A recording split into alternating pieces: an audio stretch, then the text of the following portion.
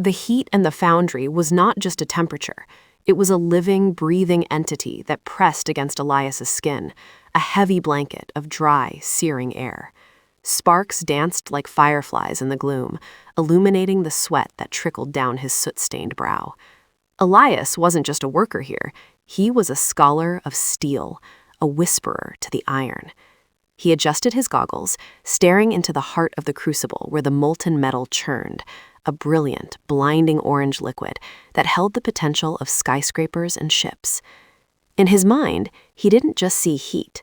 He saw the atomic lattice, the carbon atoms fighting for space within the iron matrix, the crystalline structures forming and breaking in milliseconds. He lived for this alchemy of the real world, the science of metallurgy that turned the Earth's bones into civilization's skeleton. But tonight, the mixture was volatile. The gauges on the control panel flickered erratically, the pressure needles dancing into the red. A hum, low and vibrating, began to shake the catwalk beneath his heavy boots. It wasn't the usual rhythmic thrum of the machinery. It was a dissonance, a scream of metal being pushed beyond its yield point. Elias reached for the emergency release valve, his heart hammering against his ribs, but the air around him began to warp, the heat intensifying into a blinding white light that swallowed the factory floor whole. There was no pain, only a sensation of infinite stretching, as if his very atoms were being pulled apart and rearranged by a cosmic centrifuge. The roar of the foundry faded, replaced by a silence so profound it was deafening. When Elias opened his eyes, the smog-choked ceiling of the factory was gone. In its place was a sky of impossible color, a twilight canvas painted in hues of violet, bruised gold, and nebular clouds that seemed to swirl with sentient energy. He lay on a surface that felt like polished glass, but looked like obsidian. Rising slowly, his body aching with a phantom resonance, he looked out towards the horizon, his breath caught in his throat. Before him stood Aethelgard, the Fan City. It was a sprawling metropolis that defied gravity and logic, built upon massive, floating fan-like structures that rotated slowly in the air, harvesting the mana currents of the wind. Towers of crystal and brass spiraled upwards, connected by bridges of solid light. It was a fusion of advanced technology and archaic magic, a place where gears turned by spellfire and ships sailed on the ether. This was not Earth. This was not the world of steel and limited resources he knew. This was a realm where matter was merely a suggestion, waiting for a command. Elias stumbled forward, his heavy work boots clinking oddly against the crystalline ground. He looked at his hands. They were still his, stained with the grease of the old world, yet they hummed with a strange, faint luminescence. He wandered into the outskirts of the city, where the architecture was a chaotic blend of favela-like density and futuristic clean lines. The people here were diverse, some human, others with features of metal or stone integrated into their flesh. He saw a market stall, where a merchant was shaping water into solid bowls with a mere gesture. Elias approached a pile of scrap metal near a smithy, discarded gears, broken swords, rusted plates. Instinctively, he reached out. In his old life, he would need a furnace, a hammer, and hours of labor to reshape this.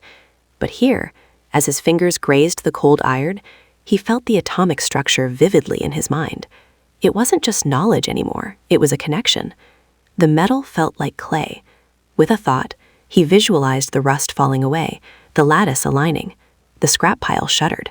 A broken sword levitated, stripped of its corrosion, and reshaped itself into a perfect sphere of polished steel, floating above his palm. The realization hit him like a physical blow. The laws of thermodynamics didn't apply to him here. He was the variable.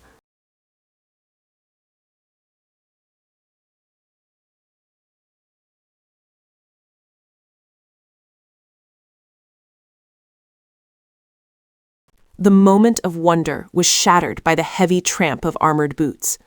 "Unsanctioned transmutation!" a voice bellowed. Elias turned to see a squad of city guards approaching. They were clad in armor that looked like a hybrid of samurai plating and clockwork exoskeletons, their halberds glowing with charged energy. They weren't asking questions, they were executing a containment protocol. "You exceed the alchemical limit, citizen. Submit," the captain shouted. Elias raised his hands in surrender, the steel sphere dropping to the ground with a heavy thud. "I don't know what you're talking about," Elias stammered, backing away. The captain raised a gauntlet, and a bolt of arcane lightning cracked through the air, scorching the ground at Elias's feet. Panic, cold and sharp, seized him. He didn't know how to fight. He was a scientist, a laborer. But as the guards charged, his survival instinct merged with his new perception. He looked at the ground beneath them, cobblestones made of a mineral rich in iron. He didn't think, he simply pulled. The earth erupted.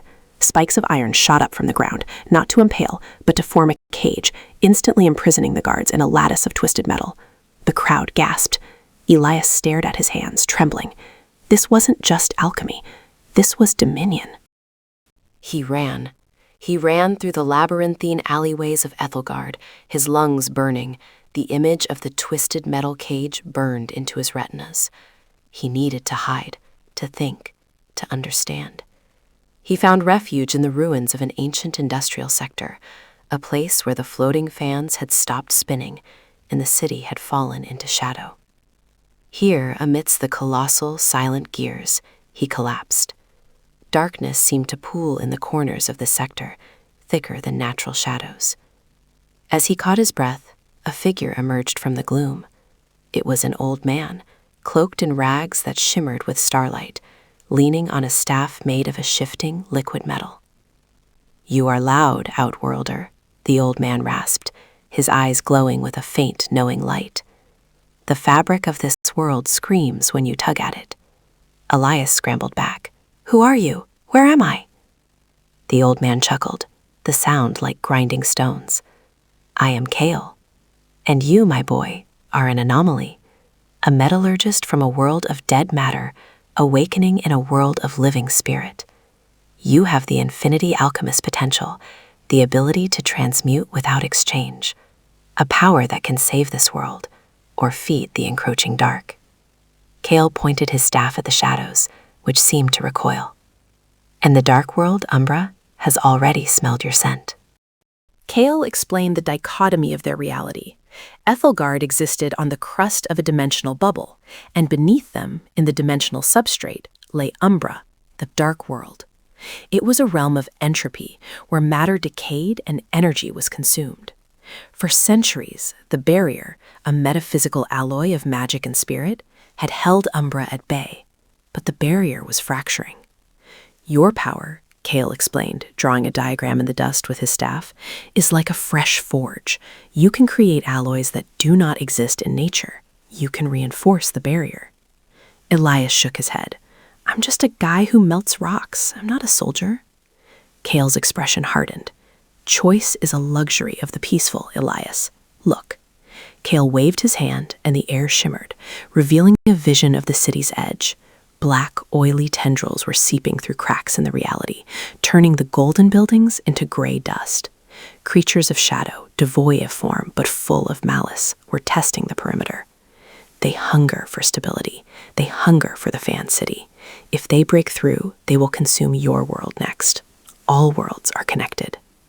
The weight of responsibility settled on Elias's shoulders, heavier than any lead he had ever carried. Training began immediately. Kael was a ruthless teacher.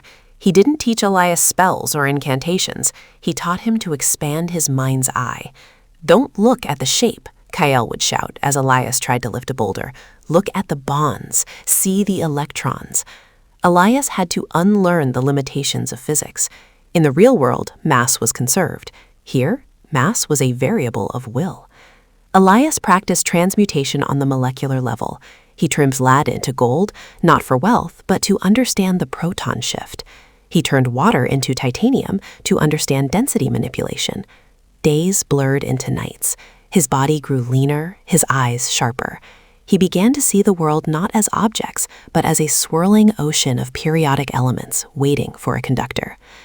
During a sparring session, Kael threw a barrage of fireballs. Instead of dodging, Elias reached out, mentally dissecting the fire, separating the heat from the light, and condensing the thermal energy into a small, harmless crystal of red garnet, which fell to the floor with a clink. Kael smiled for the first time. "Good. You are ceasing to be a worker. You are becoming the architect." The first real test came sooner than expected. A breach alarm siren wailed across Aethelgard, a sound like tearing metal that vibrated in the teeth. The sky turned a sickly shade of green. Kale looked at Elias. Sector 7. The structural integrity is failing. They rushed to the scene, riding on a platform of magnetized iron that Elias surfed through the air. Arriving at Sector 7, the scene was chaotic. A tear in the sky, jagged and bleeding shadow, hung over a residential district. From it, the umbral beasts poured out, creatures that looked like wolves made of tar and broken glass.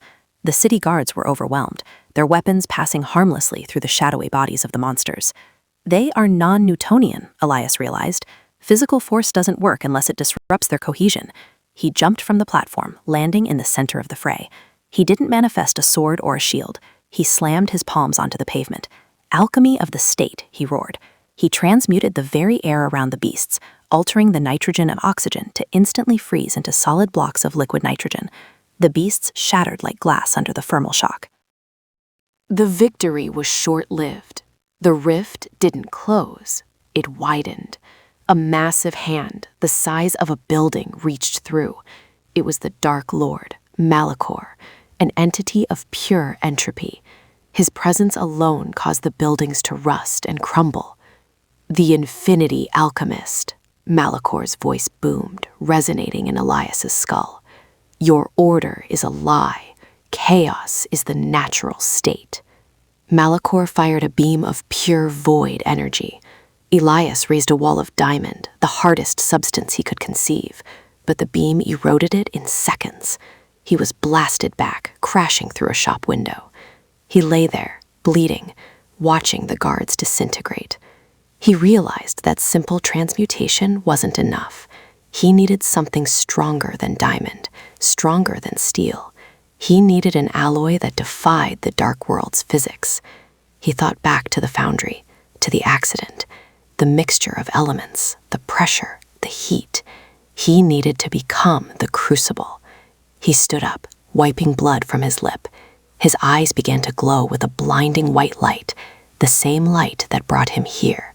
He wasn't just going to manipulate the elements. He was going to fuse them with the mana of Aethelgard. Elias levitated into the air, drawing debris from the entire city towards him. Stone, glass, steel, gold. It swirled around him in a tornado of matter. Kale watched from below, shielding his eyes. He's attempting the grand unification, Kale whispered in awe. Elias compressed the materials, fusing them at a subatomic level, stripping away their impurities, infusing them with his own will and the ambient magic of the fan city. The result was a liquid metal that shone with the colors of the nebula sky, Ethereum. With a scream of effort, Elias cast the liquid metal forward. It didn't just form a wall. It formed a legion of knights, 1,000 reflections of himself made of the ultimate alloy. They charged the umbral beasts, their weapons cutting through the shadow as if it were solid. Elias flew toward Malachor, molding the Ethereum into a colossal spear. "Get off my world," he shouted, driving the spear into the rift. The reaction was cataclysmic. Light overtook the darkness. The rift was sewn shut by the silver metal. Silence returned. Elias floated down, the Ethereum dissolving into mist. He was exhausted, but he was home. He was the metallurgist of two worlds, the guardian of the alloy.